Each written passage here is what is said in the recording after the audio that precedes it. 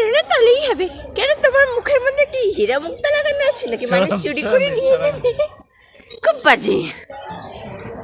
Hello বন্ধুরা, তোমরা সবাই কেমন আছো? আশা করছি তোমরা সবাই ভীষণ ভালো আছো। তোমাদেরকে নতুন আরেকটি ব্লগে অনেক অনেক স্বাগত। তো বন্ধুরা, আজকে 5-7 দিন পর রোদের দেখা পেয়েছি।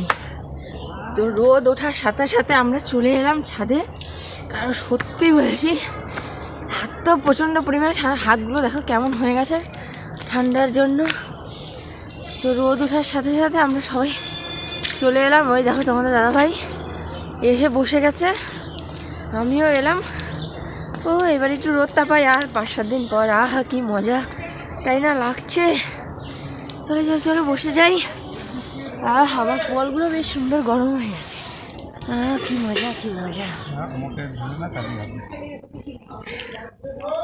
আমাকে ঝেড়ে না তাহলেই হবে। কেন তোমার মুখের মধ্যে কি হীরা মুক্তা লাগানো আছে নাকি মানুষ চুরি করে নিয়ে যাবে?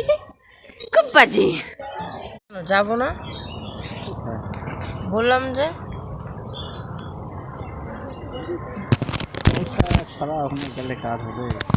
দেখ, তো আমি যেটা বলতেছি সেটা বলবো। আমি কি বলতে চাচ্ছি, লাগবে আমার 10 গ্রাম আর তুমি আনবা 2 গ্রাম।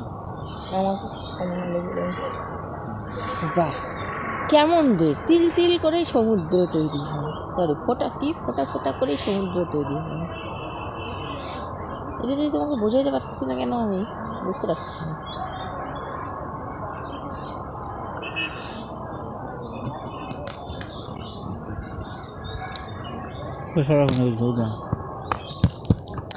কি গো তুমি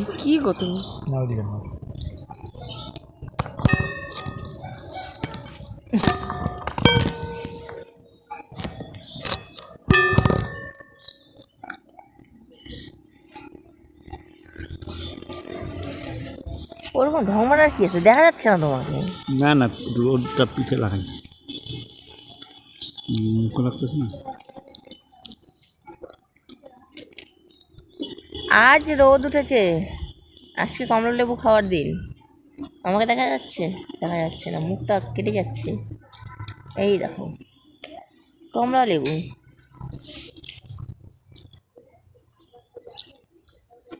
শোনো, আমি তোমাকে যেটা বলছি সেটা শোনো, বুঝছো?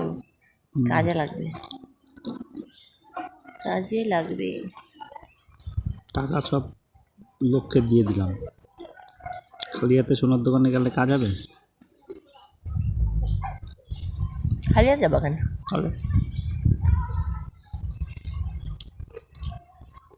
খালি হাতে যাবে কেন? পয়সা কই? আমি যেটা বলতেছি সেটা করো। কি বলো? আপাতত 2 গ্রাম কিনে নিয়ে আসি। আরে না গেলে না দেখলে কী করে বুঝবা কিন্তু কতক্ষণ লাগবে? 2 গ্রামের টাকা জমা দিয়ে আসো। তো রোদ চলে গেছে, এখন আর এখানে থেকে লাভ নেই। এখন আমরা চলে যাচ্ছি। তোমার হচ্ছে এখন গিয়ে খাওয়া দাওয়া করবো। এখন 4টা বেজে গেছে, আর সকালে খেয়েছি, আর আমি দুপুরে খাইনি। এখন গিয়ে খাওয়া দাওয়া করবো। গুঁড়া মা নিয়ে যাবেনি, কোথায় রাখবে? আছে মার আবার মনে থাকবে না। তো এখানে হচ্ছে তোমাদের দাদাভাই মালগুলোকে কাটছে, বালিশের কাভারগুলোকে কাটছে। এগুলোকে আমাকে সেলাই করবো, আজকে করবো না, কালকে করব। তো পরের দিন, এটা হচ্ছে পরের দিন। তো সকালবেলা ঘুম থেকে ওঠার পরে দেখি অনেক প্রচণ্ড কুয়াশা ছিল। তারপরে 10টার পরের থেকে সুন্দর রোদ উঠেছে। তারপরে তো রোদ উঠলে আর কি বলবো, ফটাফট আমি রান্নাবাড়া করে মেয়ে জামাইদের ওদের সবাইকে খেতে দিয়ে দিলাম। সকালের খাওয়া হয়ে গেল। হয়ে যাওয়ার পরে আমি সব জামা কাপড়গুলো ছিল ওগুলো নিয়ে বসে গেছি, কারণ ওগুলোকেও কাচতে হবে। সোমবার থেকে ছেলের আবার স্কুল শুরু হবে, ছেলের স্কুল ড্রেসগুলো রয়েছে, আমাদের কিছু জামা কাপড় রয়েছে। তো সব কিছু মিলে ধুয়ে দিলাম। আর যেহেতু সংক্রান্তি, তার জন্য তো একটু ধোয়া কাচা করতে হয়, তো তার জন্য সেটাও একবারে হয়ে গেল। যেহেতু রোদ উঠেছে ভালো, সেহেতু একটু অনেকগুলো জামা কাপড় নিয়ে কেচে কুচে নিয়েছি। তো চলো এগুলোকে মেলে মুলে দিই। এদিকে আবার দড়ি শর্ট পড়ে গেল, ওখানে একটা দড়ি তোমার ছিঁড়ে পড়ে আছে, সেটাকে আগে বেঁধে নিই, তারপরে বাকি জামা কাপড়গুলো মেলে দেবো। তারপরে যে কালকে যে কাভারগুলো কেটেছিল তোমাদের দাদাভাই, সেগুলো সেলাই টেলাই করা হয়ে গেছে। তো আমি দুপুরবেলা স্নান টান করে এখানেই বসে খেলাম, খেয়ে বালিশগুলোকে উল্টে নিচ্ছি।